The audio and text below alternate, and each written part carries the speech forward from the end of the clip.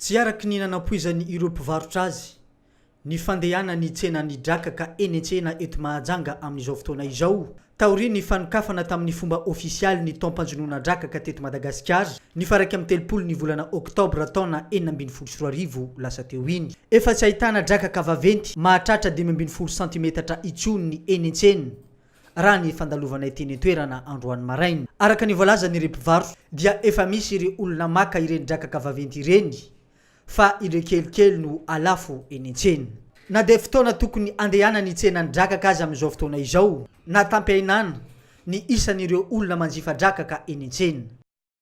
Mandeha eo manomboka amin'ny 5 000 jusqu'à 10 000 pièces. 5 000, efatra 10 000, telo 10 000, raiky 5 000, 7 500, 10 000. Sobika raika, misy kapa, misy arakaraka olon-tsotra. Dia le restaurant reny mividy amin'ny le maventy, dia le olon-tsotra mividy amin'ny le madinidiny.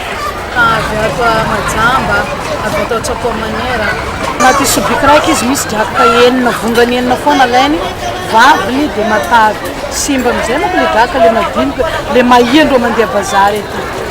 Zany le tena problème. Raha mbola eo foana zany sonora mangala, mety sady horita no tena tsy hoisy mihitsy ary tsisy andro na mahafa-po zany le vahoaka.